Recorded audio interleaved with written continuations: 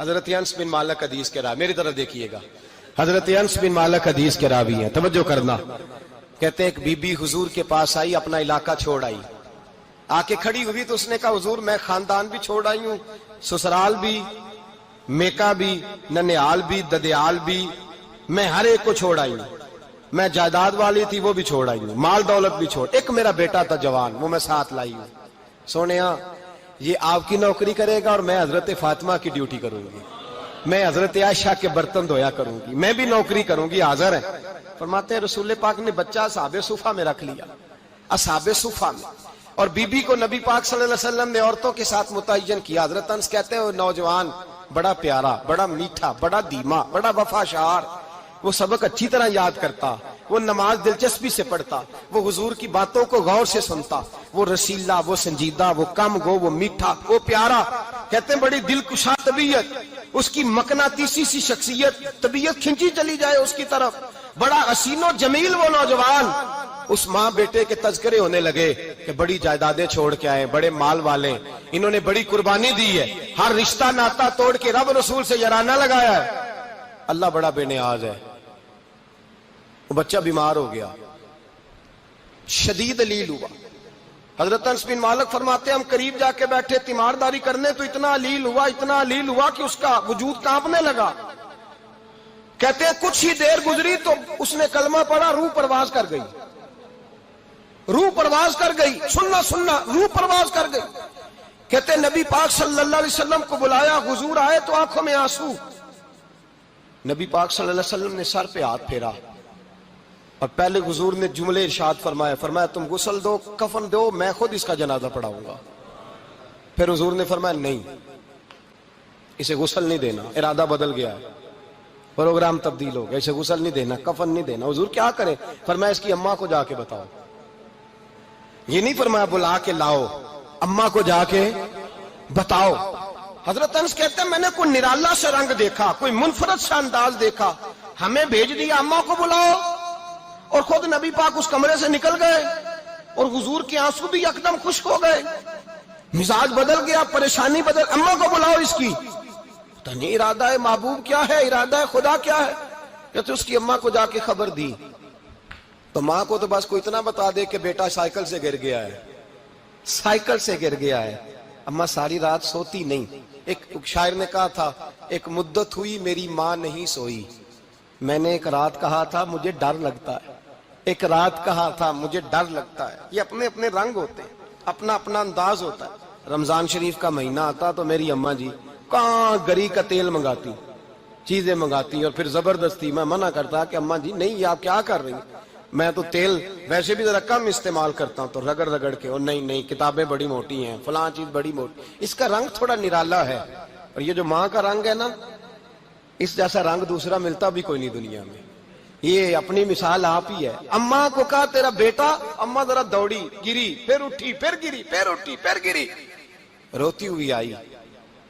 کہتے ہیں پیچھے وہ روئی، لیکن جب بیٹے کی میت کے قریب آئی تو اب نہیں روئی۔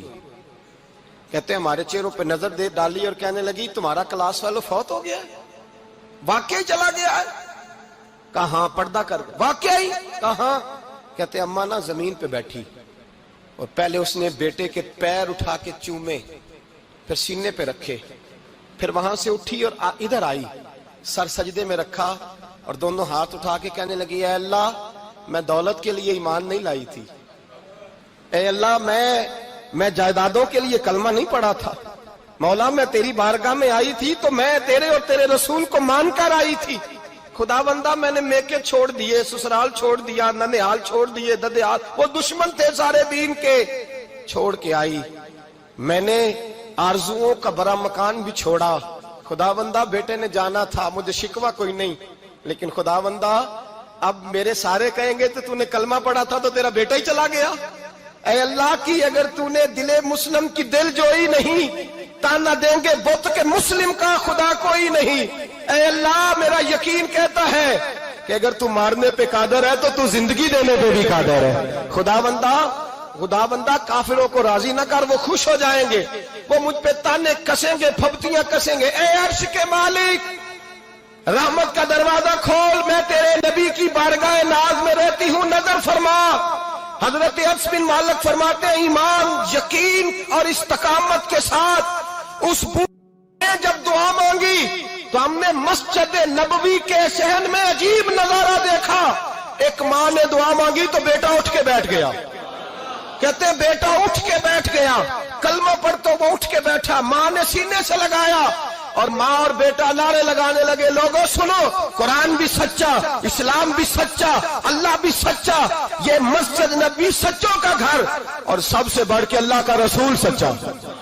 अल्लाह के रसूल सच्चे, महबूब सच्चे, मस्जिद में रहने वालों में सबसे बढ़कर सच्चे, रसूल कायनात सल्लल्लाहु अलैहि वसल्लम का दीन सच्चा।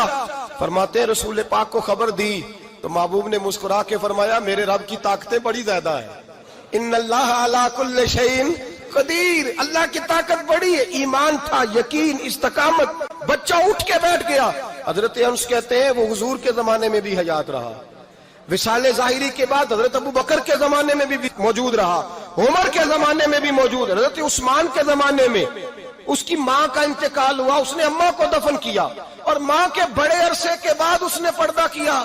जब हम उसकी तरफ देखते थे ना, देखते उसकी तरफ थे, पर हमें उसकी अम्मा का ईमान याद आ जाता था, हमें यकीन। ओ भाई, कभी तूने रब करीम की बारगाह में सर सजदे में रख के मांगा ही नहीं, तू कभी आया ही नहीं, वरना उसके दरवाजे से कोई खाली जा सकता, सवाल ही नहीं पैदा होता, कोई खाली जाए, कोई जाता ही नहीं, वो भेजता ही नहीं, उसका अंदाज ही नहीं, उसका ये करीमाना अंदाज ही नहीं, वो भेजता ही नहीं, वो तो नवाज देता है। ईमान, यकीन, इस्तकामत अपनाइए और ये अपनी जिंदगी में अल्लाह तबारक व तआला के साथ जुड़िए। ये तो दुनियादारों के साथ हम ताल्लुक जोड़ के रखते हैं, कभी SMS, कभी टेलीफोन, कभी ईद पे मुबारकबाद, कभी फलान जगह, दुनियादारों से जोड़ के रहते हो, खुदा से जोड़ के रहो। कभी फजर में जुड़ जाओ, कभी जोर में जुड़ जाओ, कभी तिलावत में जुड़ जाओ, कभी दुरूद और सलाम की वजह से रब करीम के साथ ताल्लुक बनाओ, कभी रमजान में, कभी ईमान में, कभी हज में, कभी उम्रे में, कभी किसी गरीब की मदद में, कभी किसी लाचार की मदद में, कभी बेकस की मदद में, कभी मजबूर की मदद। जुड़ जाओ अल्लाह तबारक व तआला के साथ, मजबूत ईमान, मजबूत कुव्वत पैदा करो, तवानाइयां हासिल करो, अपने अंदर खूबी पैदा करो। मेरे भाई याद रखें, ईमान मजबूत होता है तो अल्लाह अर्श से मदद नाजिल फरमाता है, और जब ईमान कमजोर होता है तो जो मदद पास होती है वो भी छिन जाती है। रमजान मुबारक का जुमा, पहला जुमा, ईमान का मौजू बयान करके दो बातें गुजारिश करनी है।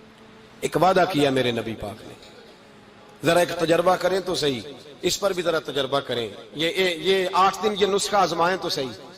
रसूल पाक ने फरमाया, तू नमाज पढ़, तेरे नबी का वादा है तेरी रोजी में बरकत हो जाएगी। इसको जरा आजमाएं तो सही, आजमाएं तो सही।